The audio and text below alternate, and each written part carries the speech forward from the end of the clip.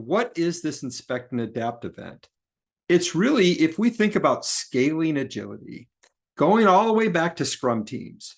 Scrum teams start with planning and they end with a review and retrospective. We do the exact same thing at scale when we're talking about teams of agile teams, or what we call an agile release train, or even a solution train with multiple agile release trains, where we have hundreds of people that are all working together towards an integrated solution.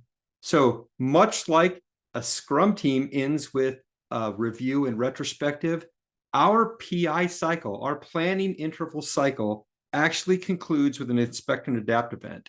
And it does have three parts, not to be skipped. That first part is the system demo, right? This is a demonstration of the fully integrated solution. So here's where product management takes on the role of the demonstrator in ensuring that this demo covers the integrated solution and all these PI objectives. What has been developed? It's going to cover all the major functionalities at the high level that have been developed. It's the result of the PI. And now what makes this different from these interim system demos we have? It's the audience, right? This final showcase here, it's a much larger audience than those biweekly system demos.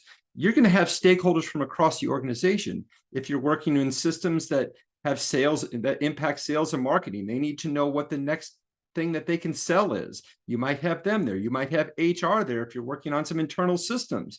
You might have customer service representatives there, or your customer service organization represented there.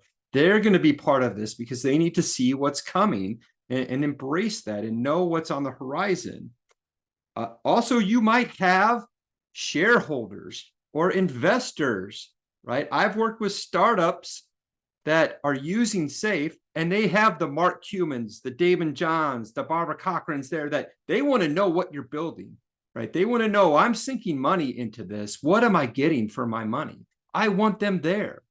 And above all, I want, if at all possible, customers there. I want someone from the market who is receiving this benefit. I want them there.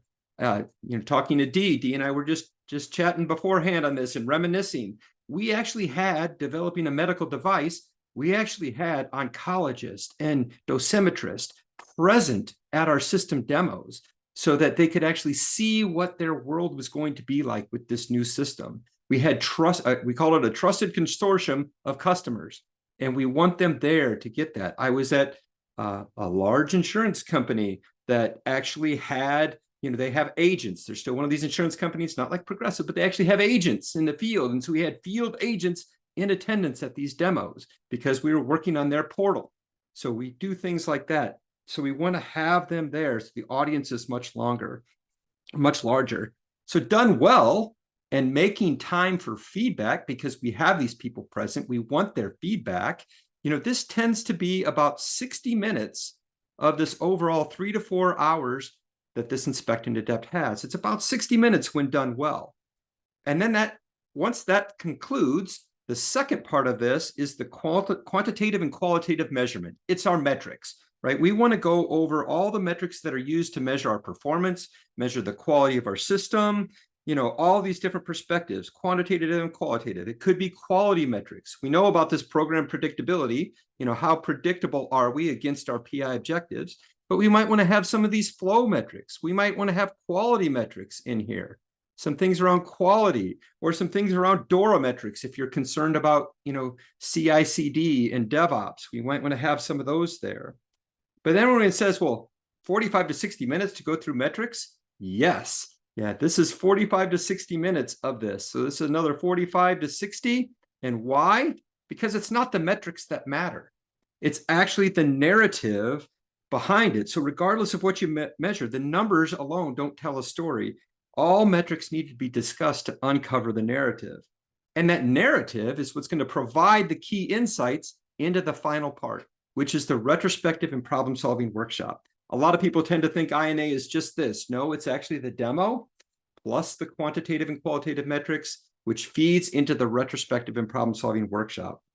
Right, this is the phase where teams are going to surface major programmatic issues, whether in product, process, maturity, all these types of things that they're going to look at, where they're having difficulties, major bottlenecks that keep recurring. And then they're going to focus on those that they feel are the biggest issues that they need to solve. And then they're going to break out into problem-solving workshops.